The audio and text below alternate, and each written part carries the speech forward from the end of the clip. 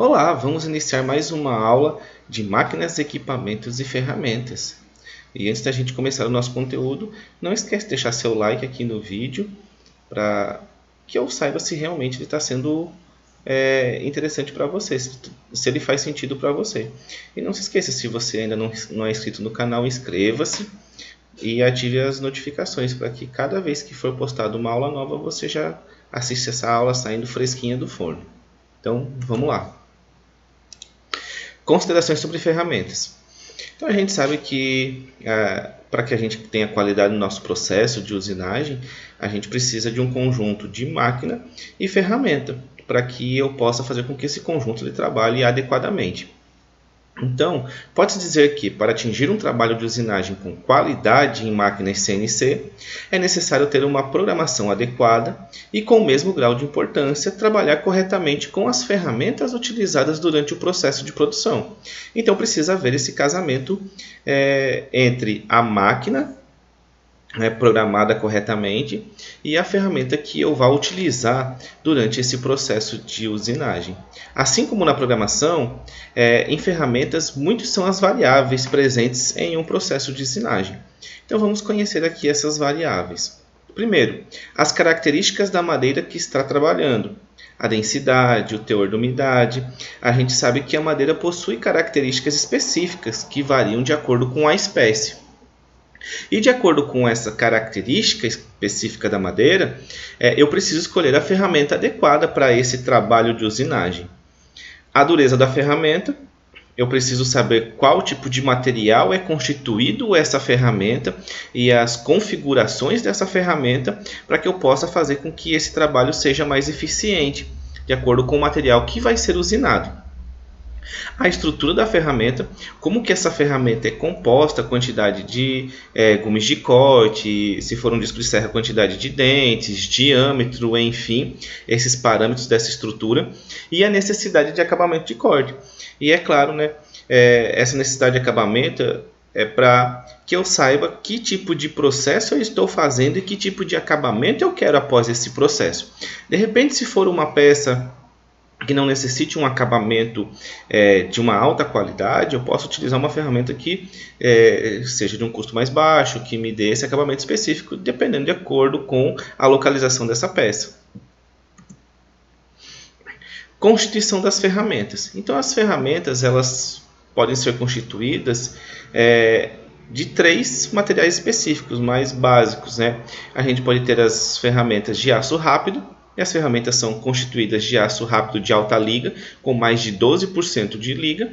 Nós temos as ferramentas de carbeto de tungstênio, as ferramentas HM, também conhecido como metal duro ou vidia, e é utilizado em ferramentas para corte de alta qualidade e possui uma boa durabilidade de uso.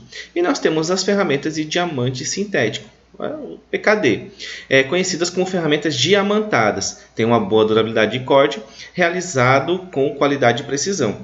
É claro, eu tenho que ter em mente que não significa que para todo o meu processo eu precise ter a melhor ferramenta. É como eu já havia dito antes, a escolha da ferramenta ela vai depender da qualidade que eu busco para aquela peça que vai estar sendo usinada. Então, é claro, o aço rápido me atende quando eu preciso de peças específicas para essa composição de material na hora de fazer a usinagem.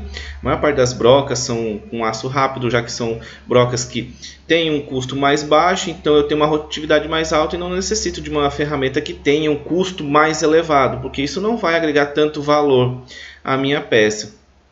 Okay? Então, eu vou escolher a constituição da ferramenta de acordo com o que eu preciso de qualidade nesse meu processo de usinagem. Ângulos de ferramentas. E aí a gente entra para a parte em que essa parte do formato da ferramenta também ela vai me dar a qualidade específica depois desse meu processo de usinagem.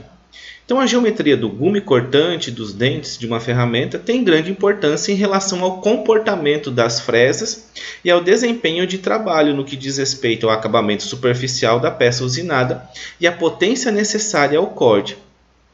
Ao gume cortante de uma ferramenta são referidos os seguintes ângulos. Então, vamos conferir esses ângulos aqui.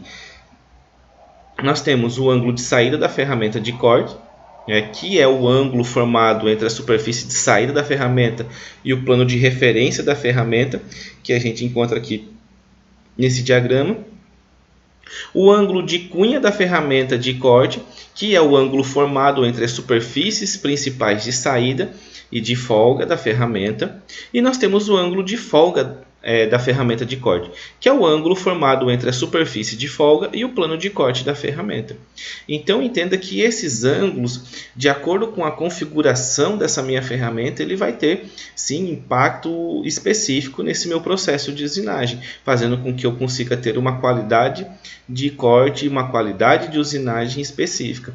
Então o processo até mesmo de afiação da ferramenta, ele também tem que ser muito bem orientado, muito bem direcionado, para que eu não altere significativamente esses ângulos da minha ferramenta, porque com isso pode fazer com que eu tenha uma ferramenta que não tenha o fio adequado, que não execute esse processo de corte adequado e com isso não me dê o acabamento necessário, específico, que eu necessite para aquela minha peça. Então eu tenho que cuidar com esses parâmetros aqui da configuração dos ângulos dessa ferramenta. Relacionando os ângulos de ferramenta e o corte na madeira, o que a gente tem? O H, que é a espessura de corte, é a espessura calculada da seção transversal, o H', que é a espessura do cavaco, e B, que é a largura de corte, que é a espessura calculada da seção transversal do cavaco não deformado. Corresponde ao comprimento da aresta que atua durante o corte. Então aqui a gente tem na imagem o cavaco sendo formado, tá? Então, de acordo com o que a ferramenta vai sendo deslocada ao longo da minha peça, eu tenho essa formação de cavaco. Então o cavaco também ele indica muita coisa em relação à ferramenta, em relação ao material sendo usinado. Nós temos aqui a ferramenta e nós temos aí a direção do corte, que é claro que vai ficar muito mais claro na hora que a gente começar a trabalhar com esses parâmetros para executar os nossos cálculos. Então, gente, se ficou alguma dúvida, deixe um comentário aqui com a sua dúvida, ou se inscreva lá no canal no Telegram, tá? Porque eu vou deixar a caixa de diálogos lá para que você tire a sua dúvida referente a essa aula. Envie mensagem pelo WhatsApp e aí novamente eu reforço que deixe o seu like aqui nesse vídeo para que eu saiba que ele tem relevância para você, tá? Se você não é inscrito, se inscreva no canal, ative a notificação para que você sempre esteja recebendo o mais rápido possível cada aula nova que for postada, e a gente se encontra na próxima aula.